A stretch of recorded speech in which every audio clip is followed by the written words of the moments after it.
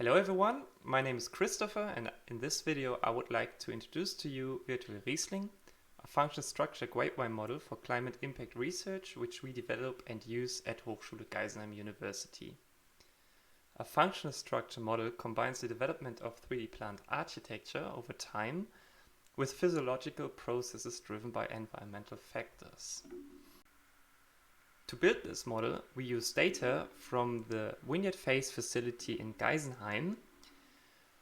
In this unique free Air Carbon Dioxide Enrichment experiment for grape wines, Riesling and Cabernet Sauvignon is grown under ambient and elevated CO2 conditions. The elevated CO2 concentrations used in this experiment are expected to be a reality in the year 2050. Data about plant architecture, biomass, fruit quality and more is being analyzed in this long-term experiment, now already over a period of years.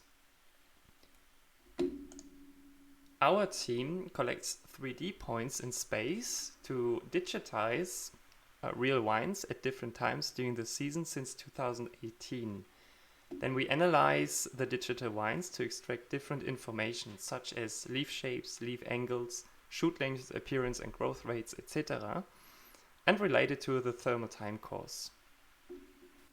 With this information, we were able to build the model Virtual Riesling, which simulates the growth of Riesling wines in a vineyard, here illustrated with 7 rows and 10 wines each. The dynamic model runs in daily steps, starting with bud on the cane in April, and it runs till end of June before pruning. It's temperature sensitive, includes plant management such as shoot positioning, and leaf removal can be applied. The shoot positioning was hard to see, therefore I show you this here along the row on 2 wines with only 1 shoot each. So it's much better to see. Grapevine shoots have to be stabilized, and on our experimental site this is done with a pair of wires pushing shoots into the center. So the shoot in the front here is being affected while the one in the background will not be. It's already in the center. And the positioning looks like this. So once again, the shoot is bent to the center. And this is done 4 times in the simulation. With this model, we first conducted an extensive simulation study using historical data. Simulation results revealed significant effects on the thermal time course over the year on primary and lateral bud breaks. High variabilities in these events affected canopy growth and leaf area distribution in the simulations. In this publication you can find many figures on development stages related to thermal time courses and leaf distribution in canopies, for example. After the implementation of a light model for direct and diffuse sunlight, we assessed light absorption within the dynamic growth of grapevine canopies in a vineyard, including shoot positioning. More precisely, we compared light absorption in different vertical zones. You can find more information in this source with a detailed explanation of this figure. This work highlighted the heterogeneous nature of vineyard canopies, which affects light absorption. We then run simulations with growth based on elevated versus ambient CO2 conditions and analyzed light absorption in different growth stages. This revealed that the sensitivity of Virtual Riesling is effective in capturing light responses due to architectural differences.